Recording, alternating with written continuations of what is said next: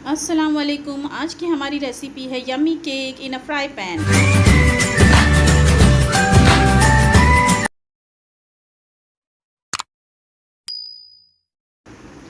तो चलिए शुरुआत करते हैं रेसिपी की। बिस्मिल्लाहिर्रहमानिर्रहीम। तो इसके लिए मैंने एक बटर का पैकेट ले लिया था, जो कि अनसॉल्टेड वगैरह कुछ नहीं था, जो नॉर्मल होता है वही, उसको पिघला लिया था।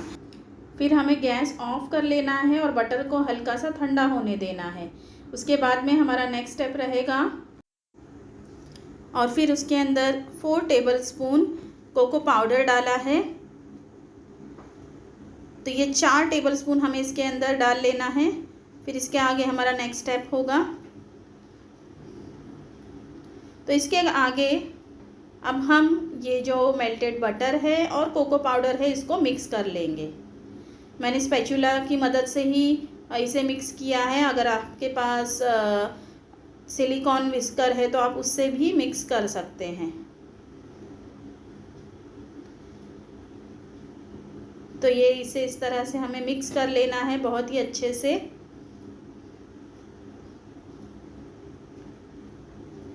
और अब जब ये मिक्स हो गया है तो इसके बाद में हमें इसके अंदर डालना है 4 टेबलस्पून शक्कर। अगर आप ज़्यादा मीठा पसंद नहीं करते तो आप इसके अंदर 3 टेबलस्पून शक्कर भी डाल सकते हैं। और ये पीसी हुई शक्कर है, पीसी हुई चीनी है। तो ये 4 टेबलस्पून आपको इसके अंदर डालनी है। इसके बाद में आपको इसके अंदर 1 टीस्पून वनीला एसेंस भी डालना है। फिर 1 कप दूध लेना है, वो भी उसमें डाल लेना है। और सभी चीज़ें अच्छे से मिक्स कर लेनी हैं।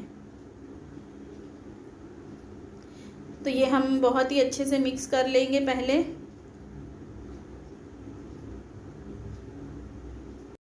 चीनी वगैरह की भी गुठलियाँ आपको नहीं रहने देनी है। अगर है तो उसे तोड़ तोड़ कर आपको अच्छे से मिक्स कर लेना है। तो एक बार ये मिक्स हो जाएगा, इसके बाद में हमें इसके अंदर 1/4 टीस्पून बेकिंग सोडा और 1/4 टीस्पून बेकिंग पाउडर, दोनों ही इक्वल क्वांटिटी में हमें ये डालने हैं। ये डालकर भी आप थोड़ा सा मिक्स कर लें। इसके बाद में आपको इसके अंदर 4 टेबलस्पून मैदा डालना है, और मैदा आपको छान कर ही लेना है। इसी से आपका केक जो है वो राइस होगा, फ्लफ़ी बनेगा। अगर आप छान कर नहीं लेते हैं तो उसके अंदर इम्प्योरिटीज़ भी होती है। तो ये डालकर फिर आपको फिर से अच्छे से मिला लेना है। तो ज़रूरी नहीं कि आप चम्मच से ही मिलाएं, अगर आपके पास विस्कर है तो उससे भी मिला सकते हैं। और यहाँ मैंने आधा कप और दूध डाला था, क्योंकि मिक्सचर थोड़ा ज़्यादा गाढ़ा हो गया था। तो अगर मिक्सचर थोड़ा सा ज़्यादा गाढ़ा हो जाता है तो आप थोड़ा और दूध मिलाकर उसे मिक्स कर सकते हैं। तो देखिए यहाँ पे मैं मिक्स कर रही हूँ। तो ये भी आपको मिक्स करना है, ये इस तरह से होना चाहिए। तो एक बार जब ये मिक्स हो जाएगा तो आपको उसके जो साइड्स हैं उसे स्क्रैप कर लेना है अच्छे से, ताकि वो साइड में लगा ना रहे। तो इस तरह से जब वो हो जाएगा स्क्रैप वगैरह करके, तो आपको सिंपली इसे थोड़ा सा प्लेन कर लेना है। जिस तरह से हम केक का बैटर जो केक का बर्तन होता है उसमें डालते हैं, वैसे ही यहाँ पे हम फ्राई पैन में बना रहे हैं, तो हम फ्राई पैन में ही इसको थोड़ा सा प्लेन कर कर ले लेंगे। तो इस तरह से हमें इसे प्लेन कर कर लेना है, और थोड़ा हमें इसे पटकना है ताकि वो जो एयर बबल्स है वो भी निकल जाए। तो एयर बबल्स निकालने के लिए हमें थोड़ा सा 2-3 बार पटकना है पैन को। और फिर इसके बाद हमें फ्लेम ऑन कर लेनी है, लेकिन हमें नीचे तवा रखना है अगर हैवी बॉटम पैन नहीं है तो। और 15 मिनट के लिए इसे ऐसे ही पकने देना है। और फिर एक स्टिक डालकर देखना है। देखिए कहीं पे भी स्टिक पे कुछ भी स्टिक नहीं हुआ है तो इसका मतलब केक अच्छे से तैयार हो गया है। अगर स्टिक पर कुछ भी चिपकता है तो आपको थोड़ी देर और रखना है। इसके बाद में हमें स्टिक से पूरे केक में पोक कर लेना है, मतलब होल्स बना लेने हैं थोड़े थोड़े से, इस तरह से। तो ये होल्स बनाने के बाद में ये देखिए मैं आपको बता रही हूँ कि ये जो केक है वो कहीं से भी चिपका नहीं है। अगर मैं इसे उठा रही हूँ तो ये सही से उठ जाता है, नीचे से जला वगैरह कुछ भी नहीं है। मीडियम फ्लेम पर हमने इस केक को पकाया है। तो ये केक इस तरह से हमारा बहुत ही फ्लफ़ी हो गया है। अब इसको थोड़ा मॉइस्ट करने के लिए हम हाफ़ कप दूध लेंगे और हाफ़ कप दूध में हम थोड़ा सा चॉकलेट सिरप मिक्स करेंगे, जैसे कि 2 टीस्पून हम चॉकलेट सिरप मिक्स करेंगे। और फिर जो हमने होल्स बनाए थे पोक करके स्टिक से, उसके ऊपर हम ये फैला देंगे ताकि केक जो है वो अंदर से भी बहुत अच्छे से मॉइस्ट हो जाए। अगर आपके पास चॉकलेट सिरप नहीं है तो आप सिर्फ दूध भी उसके ऊपर स्प्रेड कर सकते हैं, तो उससे भी आपका केक जो है वो बहुत मॉइस्ट हो जाएगा। तो देखिए ये इस तरह से केक हमारा पूरा उठ रहा है।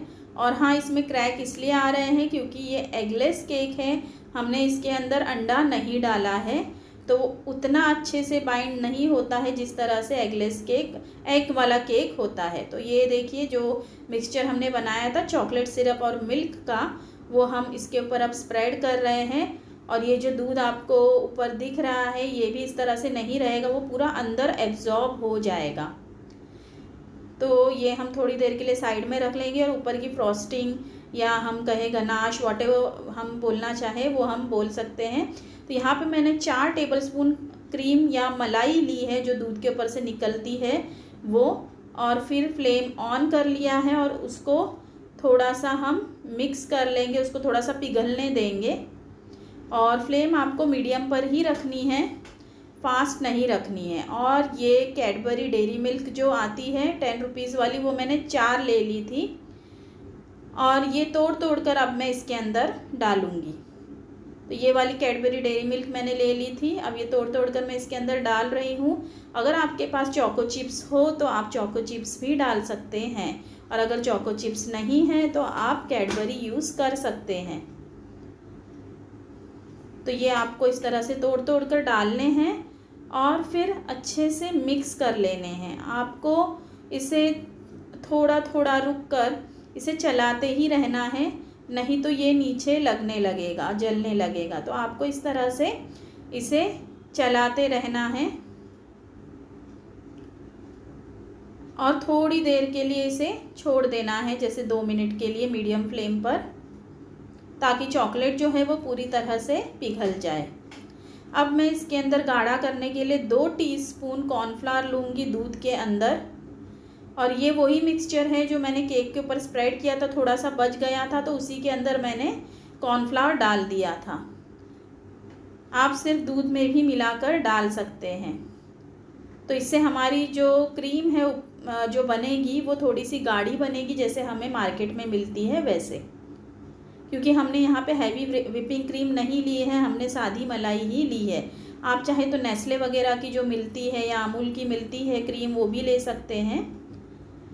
तो ये आपको इस तरह से मिक्स करना है और थोड़ा बॉईल आने देना है। बॉईल आने तक आपको इसे मिक्स करते रहना है, और जैसे ही वो बॉईल आएगा आप देखेंगे कि ये गाढ़ा होने लगेगा। तो जैसे ही वो गाढ़ा होने लगेगा तो आपको फ्लेम ऑफ कर लेनी है। तो देखिए यहाँ पे बॉईल आ रहा है अब, तो बहुत ज़्यादा भी बॉईल नहीं आने देना है। जैसे ही ये थोड़ा थोड़ा बॉईल होने लगेगा तो हमें ये मिक्स करना है 1 मिनट के लिए सिर्फ बॉईल आने पे, और फिर फ्लेम ऑफ कर देनी है।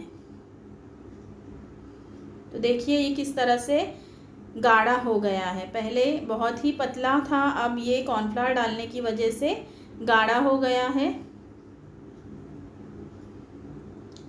अब इसे और ज़्यादा फ्लफ़ी और स्मूथ बनाने के लिए हम इसे फेंटेंगे। तो इसे हम इस तरह से फेंटेंगे। कम से कम 2 से 3 मिनट के लिए आपको कंटिन्यूसली इसे फेंटते रहना है ताकि ये और ज़्यादा स्मूथ हो जाए। तो इस तरह से आप इसे फेंटते रहें।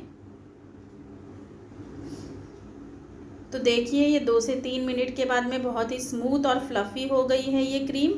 अब हम इसे केक के ऊपर डालेंगे पहले हमें इसे ऐसे ही पोर कर लेना है।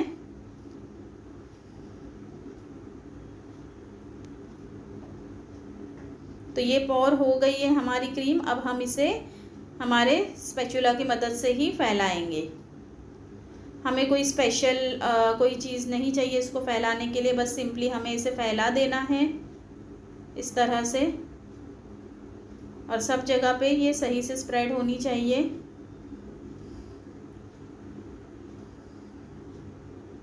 तो एक बार जब आप इसको फैला देंगे तो आपको इसे अपने हिसाब से डेकोरेट करना है, या आप इसे ऐसे ही खा सकते हैं। तो ये सारी चीज़ें जो मेरे बच्चों को पसंद है वो सब चीज़ें मैंने इसके ऊपर लगा दी हैं। बच्चे ये सब चीज़ें देखकर और ज़्यादा अट्रैक्ट होते हैं। तो ये जेम्स एंड चोको बॉल्स और जो भी उनको पसंद है, ग्लिटर्स वगैरह, तो वो सब मैंने इसके ऊपर लगा दिए हैं। तो कभी कभार बच्चों को पैम्पर करना ओके होता है, तो हम ये कर सकते हैं। और ये केक बहुत ही कम टाइम में रेडी हो जाता है। आपको ज़्यादा से ज़्यादा इसमें 20 मिनट लगेंगे और ये केक बनकर तैयार हो जाएगा। और इसे बनाना भी बहुत ही इकोनॉमिकल है, बहुत ज़्यादा महंगा नहीं है, क्योंकि हमने इसके अंदर कोई महंगी चीज़ यूज़ नहीं की है। जो भी हमारे घर में अवेलेबल है हमने उन्हीं सब चीज़ों से बनाया है। और हाँ, अगर आप चाहते हैं कि आपका केक बिल्कुल भी ना टूटे, तो आप जब इसके अंदर कोको पाउडर मिलाएंगे स्टार्टिंग में, तब आपको इसके अंदर एक अंडा भी डालना है और मिक्स कर लेना है। तो आपका केक बिल्कुल भी टूटेगा नहीं, अच्छे से बाइंड होगा। तो यहाँ पे देखिए ये केक कितना सॉफ्ट बना है, और ऊपर की जो क्रीम है वो आपको लगेगी नहीं कि आपने हैवी क्रीम से नहीं बनाई है, बिल्कुल उसी तरह से, बल्कि उससे भी अच्छी टेस्ट करेगी। आप ज़रूर ये ट्राई करें रेसिपी, और देखिए आपके बच्चे बार बार डिमांड करेंगे कि आप ये केक बनाएं। तो बाज़ार से आपको केक लाने की ज़रूरत नहीं पड़ेगी। ये केक बहुत ही झटपट बनने वाला केक है, बहुत ही सॉफ्ट, बहुत ही यमी। तो ज़रूर इस रेसिपी को ट्राई करें। और अगर आप मेरे चैनल पर नए हैं तो मेरे चैनल को सब्सक्राइब करें, लाइक, शेयर और कमेंट करना ना भूलें। Thank you.